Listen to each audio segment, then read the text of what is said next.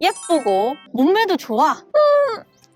최고! 그런데 계획하지 못한 일이 발생합니다. 어느 날, 저 지금 경찰서 앞입니다.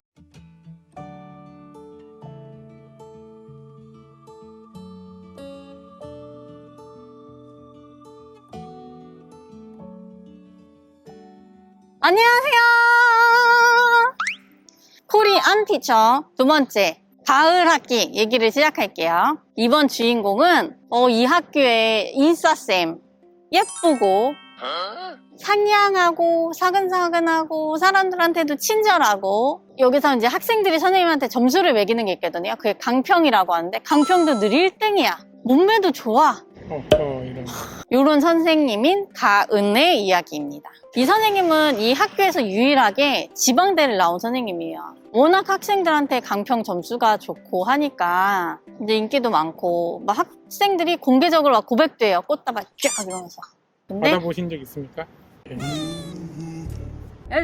어느 날 가은이 강평을 100점을 맞아요. 가은쌤 한턱 쏴야지 이제 막 이렇게 얘기해서 그럼 제가 쏠게요 했는데 마침 다들 시간이 안 되는 거야. 근데 가은은 이대로 들어가고 싶지 않아서 문득 핸드폰에 있는 연락처 중에 선희, 기억나죠? 봄맞기 첫 번째 선생님 선희.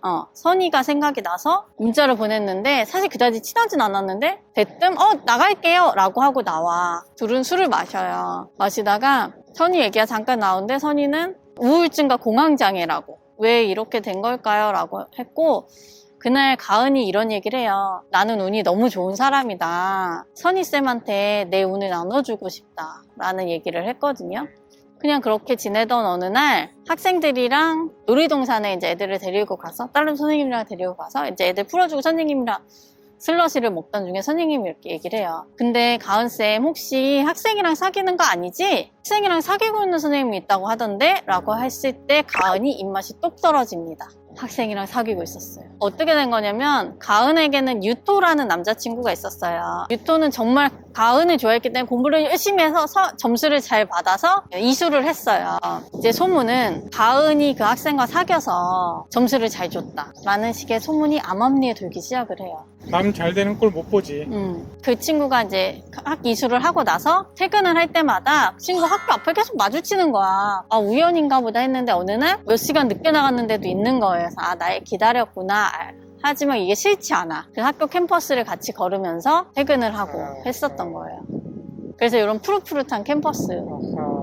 그러면서 감정이 깊어졌고 사귀게 된 거였는데, 그런 얘기를 듣고 가은은 무섭잖아. 이게 소문이 어떻게 날지 모르고 유토를 피하기 시작해요. 그러던 어느 날 가은한테 문자가 옵니다. 모르는 번호로, 영어로. I saw your video. 한마디로 난 너의 비디오를 봤어. 조심해. 많은 애들이 너의 비디오를 봤을 거야. 이런 얘기를 해서 가은이 그걸 보고 정말 심장이 두근두근 하게 되잖아요. 그러고 교무실에 딱 들어갔는데 선생님들이 딱 가은을 쳐다봐. 왜 뭐지? 내 비디오를 봤기 때문에? 복도를 걸어가고 있는데 학생들이 막 저기서 수근수근하면서 깔깔거리고 있어. 왜? 내 비디오를 봤기 때문에? 이런 생각들이 들다가 가은이 안 되겠다 라고 생각을 해서 경찰서를 찾아갑니다. 경찰서를 들어가기 직전에 그 사람한테 문자를 보내요. 전 지금 경찰서 앞입니다. 미리 말씀드려야 될 것 같아서 연락을 드렸다. 당신에게 참고인 조사가 갈 수도 있다. 알고 있어라. 가은의 핸드폰으로 동료 선생님 계속 전화를 해. 계속 정말 미친 듯이 전화가 오는 거야. 내가 보낸 문자 있잖아. 처음에 I saw your video라고 보낸 그 번호로 선생님 제발 전화 좀 받아요 라고 한국어로 오는 거예요. 알고 보니 그 문자를 보낸 거는 동료 선생님이었고 사실은 비디오가 없었어요. 사귄다는 소문은 이미 나 있는 상황이었고 공공연하게 캠퍼스를 걸어 다녔으니까. 그래서 조심하라는 의미로 자기는 보낸 거다. 근데 그때 가은은 심장이 정말 두근두근 떨리면서 갑자기 세상이 아득해지는 기분을 느끼면서 세 번째 챕터가 끝이 납니다. 이 시기와 질투가 가지 않아야 될 길을 가게 하고 만들고는 맞아요. 하죠. 겨울 학기. 마지막. 네, 마지막. 한희 선생님에 대한 얘기예요. 한희 선생님은 이 어학당의 책임 강사예요. 사실 이 어학당에 되게 강사들을 억압하거든요. 이런 표현이 그렇지만 되게 굴려, 선생님들을. 쥐어짜요. 불합리한 거를 많이 시키고. 근데 사실 얘기했다시피 시간제 강사기 때문에 아쉽잖아, 선생님들이. 그러니 그거에 굴복한 상황들이 되게 많이 그려지는데, 미주가 예전에 그런 얘기를 한 적이 있었거든요. 어학당 측에서 한번 이런 얘기를 해요. 공식적으로 정말 대놓고. 교육은 서비스입니다. 어학당에 다니는 학생들이 갑이고 당신들은 을이에요. 라고 했을 때 미주가 속으로 이런 생각을 했어요. 우리는 을이 아니다. 정이다. 학생들이 갑이고 너희가, 그러니까 어학당이 을이고 책임 강사가 병이고 우리는 정이다. 그러한 병에 속하는 책임 강사예요. 그래서 한이는 정말 열심히 일을 해요. 이 어학당에 내가 필요한 사람이다 라는 것을 보여주고 어필하고 인정받고 싶어 하는. 그래서 3년째 계약을 연장할 수 있었고 이제 한 번만 더 연장이 되면 무기계약이 되는 거예요.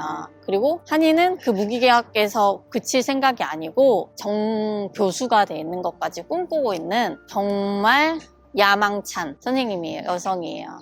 그런데 한이한테는 영국 남자친구가 있어요. 외국인 남자친구가 있는데 영국에 학회에 갔다 만났어요. 근데 얘가 날 쫓아 한국까지 온 거야.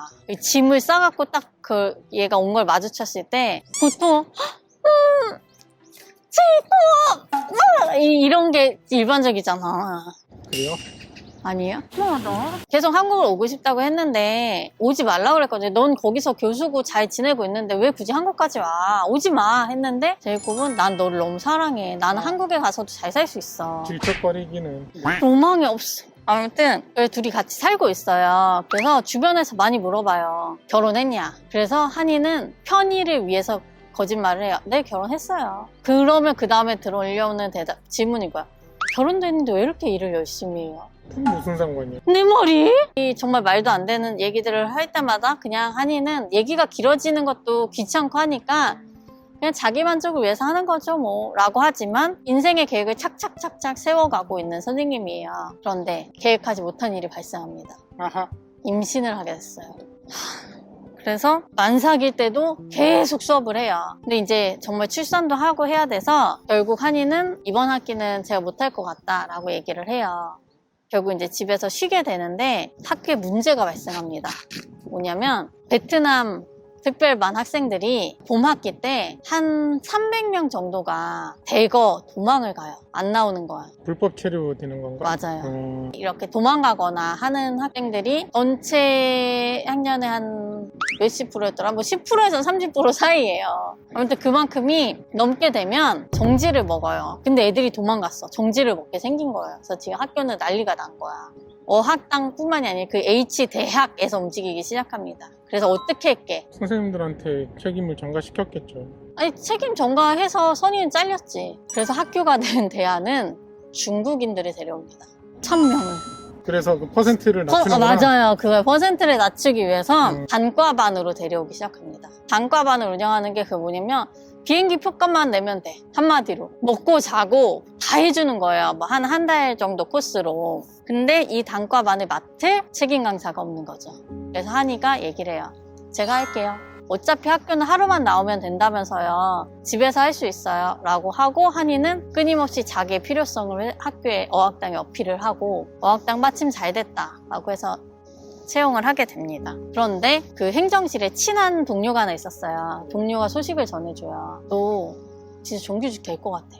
그러고 나서 행정실에 실장에 전화를 합니다. 한이쌤 혹시 수업 하나 대신 해줄 수 있어? 라고 하면서 가은쌤이 그 사건을 겪으면서 공황장애가 온 거예요. 그래서 학교를 그만두고 버려요. 갑자기. 그래서 그 자리가 비인 거야. 그래서 한이는 제가 할게요 라고 얘기를 합니다. 그러면서 생각하죠. 역시 이 어학당에 나는 필요한 존재였어 라고 생각이 들어서 했는데 그 통화를 마치고 채 30분도 되지 않아 한이는 입원을 하게 돼요.